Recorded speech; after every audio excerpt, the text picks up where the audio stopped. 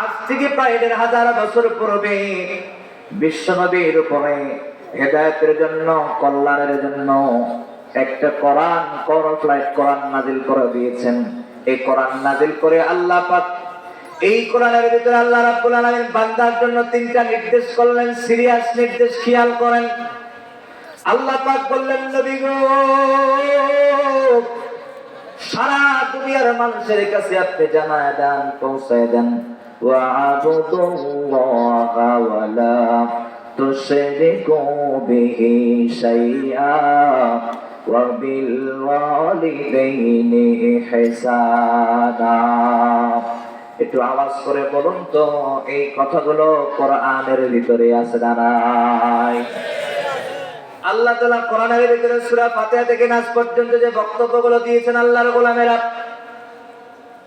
বান্দার হেদায়েতের জন্য, কল্যাণের জন্য, যাতে করে বান্দা ইন্তেকালের পর জাহান্নামে জ্বলতে না হয়, আগুনে পড়তে না হয়, এই জন্য একের পর এক বান্দার জন্য আল্লাহ প্রসেসিং তৈরি করে দিয়েছেন। বান্দা, জান্নাতে যাওয়ার সোজা রাস্তা, সোজা পথ আমি তোমাদের জন্য দিয়েছি। আল্লাহর গোলামেরা খেয়াল করেন, রব্বুল আলামিন আয়াতের ভিতরে ৩টা নির্দেশ আমাদেরকে দিলেন, সিরিয়াস নির্দেশ। ১ নম্বর নির্দেশ, ওয়াবুদুল্লাহ।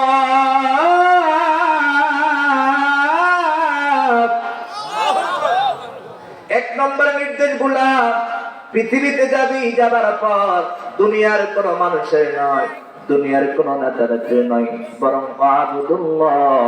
দুনিয়াতে যাবার পর গোলাম ইবাদত করবে কার?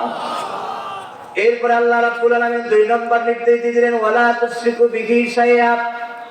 খবরদার কোন ইবাদতে আল্লাহর সঙ্গে শিরিক করবে না। শিরিক করবে যারা, ঈমান আমল বরবাদ হয়ে যাবে তাদের। এই জন্য খবরদার কোন আমলে, কোন ইবাদতে আল্লাহর সঙ্গে শিরিক চলবে না। নির্দেশ কার?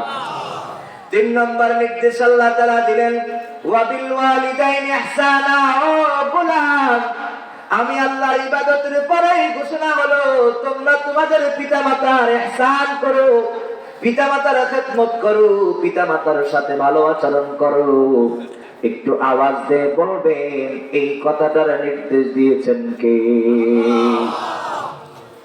একটু খেয়াল করেন, একটা পার্ট বাই পার্ট আমরা আলোচনা করব। আল্লাহর গোলামেরা, ১ নম্বর কথা, গোলাম তোমাদেরকে সৃষ্টি করে দুনিয়াতে পাঠিয়ে দিলাম। ওয়ামা খালাকাতুল জিন্না ওয়াল ইনসা ইল্লা লিয়াবুদুন। আমি জিন এবং মানুষকে সৃষ্টি করেছি কেবল আল্লাহর দাসত্ব করবার জন্য, আমার গোলামি করবার জন্য। গোলাম এই কারণে যেখানে সুযোগ পাবা একজনের গোলামি করবা। আওয়াজ করে বলেন তো, তিনি কে? আমাদের জীবনে যদি আল্লাহকে ফিট করে নেই, খেয়াল করেন, আমি যদি মনে করি আমার জীবনে আল্লাহ, আমার শয়নে আল্লাহ, আমার স্বপ্নে আল্লাহ, সর্বহালতে সব জায়গায় যদি আল্লাহর জন্য দিলটাকে উৎসর্গ করে দেই, জীবনটাকে যদি উৎসর্গ করে দেই, আল্লাহর গোলামেরা ইবাদত করা প্রত্যেকটা জীবনে সহজ করে দিবেন একজন, তিনি কে? এই জীবন তোমাকে দিলাম ও আল্লাহ, বিনিময়ে জান্নাতে দিও, বিনিময়ে জান্নাতে দিও। পড়েন না, এই জীবন তোমাকে দিলাম ও আল্লাহ, বিনিময়ে জান্নাতে দিও, বিনিময়ে জান্নাতে দিও। সবাই পড়েন আমিন। আরো চিৎকার করে বলেন আমিন।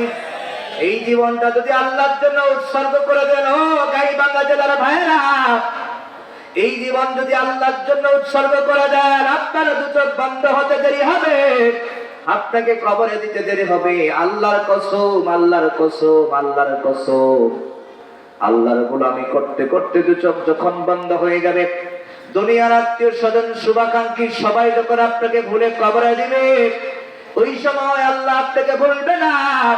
আল্লাহ রাব্বুল আলামিন বলেন, যেই গোলাম আমার গোলামের চেয়ে আমাকে রাজি আর খুশি করলো, তাকে কবরে দেওয়ার পর দুনিয়ার সবাই ভুলে গেলে আমি আল্লাহ তাকে ভুলি না। এই কারণে আল্লাহ যখন আমার গোলামি করে কবরে যাবে, আমি আল্লাহ তার কবরখানাকে জান্নাতের টুকরা বানায় দিব। সুতরাং কোন বান্দা বান্দীদেরকে অনর্থক সৃষ্টি করে আল্লাহ পাক দুনিয়াতে পাঠান নাই। আল্লাহ বলেন, গোলাম, দুনিয়াতে শুধু শুধু তোমাদেরকে সৃষ্টি করে পাঠাই নাই, বরং একটা দায়িত্ব দিয়ে তোমাদেরকে পাঠিয়ে দিলাম। গোলাম, যে আল্লাহ তোদেরকে সৃষ্টি করে দুনিয়াতে পাঠিয়েছে, সব জায়গাতে তোমরা কেবল আল্লাহর গোলামি করবা, ঠিক কিনা? আল্লাহ তাআলা এই দুনিয়ার জমিনে জিনদেরকে সৃষ্টি করে পাঠিয়ে দিয়েছেন, তারা আল্লাহর গোলামি করতে পারে না, আল্লাহকে রাজি খুশি করতে পারে না। আর আল্লাহ তাদেরকে সৃষ্টি করে পাঠিয়ে দিয়েছে, তারা আল্লাহর গোলামি করবে। জিন্না আল্লাহর গোলামি করতে পারে না, এই কারণে আযাব আর গজব দিয়ে আল্লাহ দুনিয়া থেকে বিদায় করে দিয়েছেন, ঠিক কিনা জোরে বলেন। এরপরে আল্লাহ রাব্বুল আলামিন মানুষদেরকে সৃষ্টি করে পাঠিয়ে দিলেন, গোলাম, আমরাও যদি আল্লাহর গোলামি করতে না পারি, আল্লাহ আযাবের মধ্যে গ্রেফতার করবেন, ঠিক কিনা? তাফসীরে কিতাবের মধ্যে উল্লেখ করেন, এভাবে উদ্ধৃতি দিয়েছেন, একটু বুঝবার চেষ্টা করেন। দুনিয়ার কোন গোলাম মালিকের বাড়িতে কাজ করার পর নির্দিষ্ট একটা সময় থাকে, এই সময় যখন শেষ হয়ে যায়, শেষ হয়ে যাওয়ার পরে মালিকের কাছে গিয়ে আত্মসমর্পণ করে, বলে, মালিক, আপনার সাথে আমার 4 ঘন্টা চুক্তি ছিল, আপনার সঙ্গে আমার 24 ঘন্টা চুক্তি ছিল, আপনার সঙ্গে আমার 12 ঘন্টা চুক্তি ছিল, কাজ কমপ্লিট করে দিয়েছে মালিক, আমার পাওনাটা আপনি আমারে বুঝায় দেন। আল্লাহর গোলামেরা 4 ঘন্টা, 5 ঘন্টা, 10 ঘন্টা চুক্তি শর্তে কাজ যখন কমপ্লিট করেছে, এবার মালিকের দরবারে যখন গিয়েছে, সারাদিন কাজকর্ম করার পরে যখন মালিকের কাছে পাওনা নেওয়ার জন্য গিয়েছে, মালিক আর দেরি করে নাই, যে কোনো শর্তে, যে কোনো বিনিময়ে তাকে মজুরি বুঝে দিয়েছে, ঠিক কিনা? মুফাসসিরিন ইকরাম বলেন, ঠিক তদ্রূপ ভাবে আল্লাহ মালিক হইয়া আমাদেরকে দুনিয়ার জমিনে পাঠাই দিলেন। আমরা হলাম আল্লাহর গোলাম, আল্লাহর গোলাম। দুনিয়াতে আসার পর যদি আমরা আল্লাহর গোলামি করতে না পারি, আল্লাহর কসম করে বলতেছি, ময়দানে মাশরের মধ্যে হাজার হাজার মানুষ যখন দণ্ডায়মান হয়ে যাবে, দণ্ডায়মান হয়ে দাঁড়িয়ে যাবে, আল্লাহর কাছে বলবে, আল্লাহ, দুনিয়াতে পাঠিয়েছেন, আপনার গোলামি করেছি, আপনার ইবাদত করেছি, মজুরি বুঝা দেন। আল্লাহর গোলামেরা কিছু কিছু মানুষদেরকে আল্লাহ মজুরি হিসাবে আল্লাহর জান্নাতটাই অক্ষ করে দিবেন, বলেন না সুবহানাল্লাহ।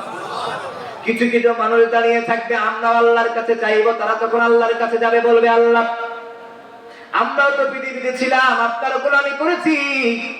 আল্লাহ বলবেন, বেঈমান, তুমি আমার সাথে নাফরমানি করেছো, আমার সাথে বেঈমানি করেছো, আমার রিজিক খেয়েছো, আমার গোলামি করো নাই।